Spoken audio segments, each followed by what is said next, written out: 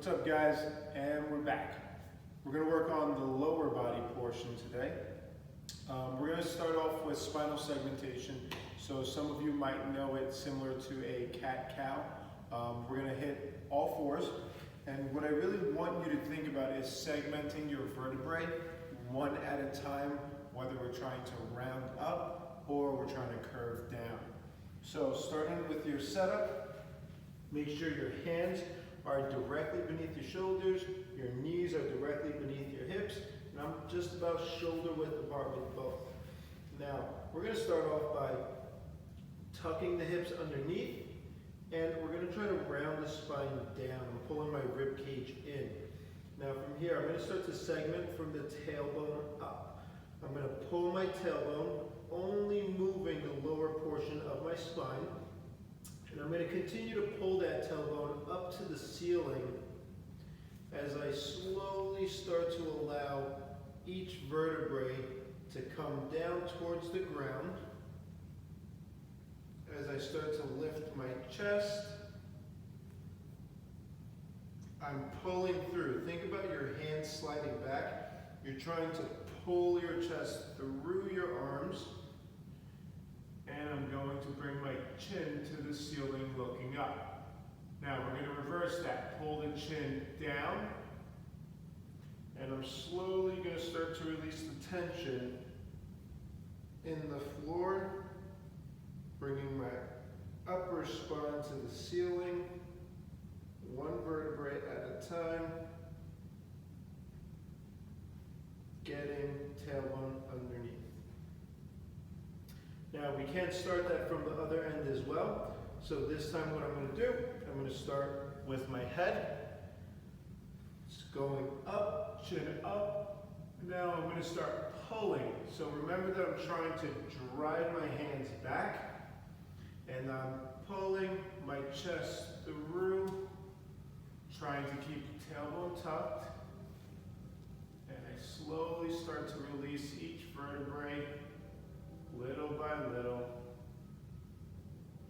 rounding the spine, pulling the tailbone up. Think about trying to get your belly button to the floor. And now we're going to reverse that. So I still have tension, driving back, pulling my chest through. Now I'm going to start with the tailbone. We're going to tuck that underneath. Just working on that lower back rounding. Slowly start to let the rest of the spine go. And tucking the chin. Good. So you can work on that on a couple of waves, moving from tail to head and head to tail, getting a little bit more control with it. In some of our next videos, we are going to be showing you how to use a band if you have it, maybe a tennis ball against the wall. We'll get to that. So now we're going to go into our hip cars from the same position. So I get the same setup, hands underneath the shoulders, knees with the hips. What I want to do is imagine that I'm holding a tennis ball directly behind my knee. I don't want to drop the tennis ball at any point.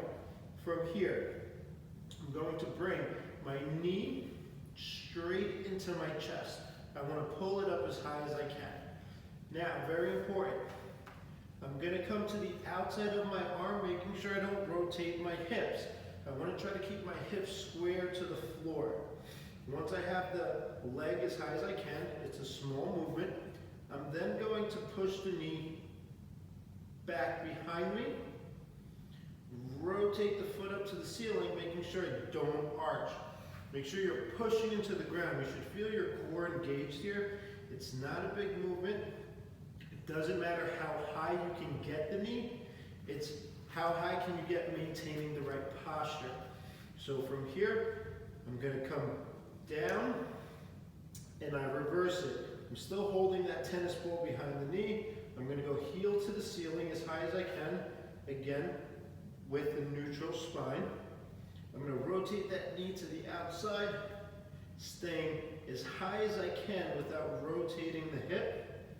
Think about coming up to the elbow, keeping it tight as high as you can as you get back underneath and down. That is one repetition. We're going to go for 3 reps on each side. And then we're going to take you into your knee cars. So, I like to find something that gives me a little bit of back support. This can be a little tough. So what I want you to do is to find the little bone right beneath your kneecap. If you notice, when I turn my foot from left to right, my knee doesn't physically move. I'm holding in place, so what I'm really doing is moving my tibia from the knee down. So I just want you to find that little bone and give it a try 2 or 3 times. You feel it moving? We're trying to increase that range. So what I want you to do, turn your foot all the way to the outside. Now hold it there. Just because I stop doesn't mean I don't want to continue to push. I'm going to keep trying to rotate my foot out, and now as I support the leg, I'm going to extend the leg out, turn in, and come back down. Go across, extend the leg, rotate in, right back down. Now you can probably see with the pattern of my pants how it's just turning on the bottom portion. So now we're going to reverse it. I want you to stay rotated in. We're going to go up, across, keep rotating out as you come down, heel down, back in, extend up, keep trying to rotate that as you extend, across, and down. Now I do want you to try both ways. You are going to find that one is more restricted than the other. So we'll go left to right, extend, left to right, come down, right to left, extend, and then we'll try the opposite direction. And last, we're going to do our ankle cars. Think about your big toe being a pencil. And what I want you to do is to just draw the biggest circle that you possibly can. Now we're going to go up. Think about pointing that pencil back behind you.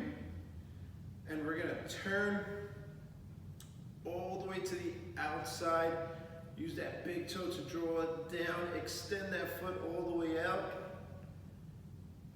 to the left and point it back to the ceiling. Now, what I want you to make sure, use that wall to support that back. I want a straight back. We shouldn't be hunched over. We want to make sure we have a neutral spine with the pelvis set. And we're just drawing the biggest circle that you can in both directions. Again, remember, we want to be nice and even on both sides. So let's circle 3 or 4 times to the left side, and then we reverse. Whatever that end range is, that doesn't mean you just stop wherever you feel that your body's blocking you. I want you to try to get through that end range. Imagine there's a little wall there, something's blocking you, and you're just going to push through it as you continue rotating. Let's try both sides, guys, and let us know what you think.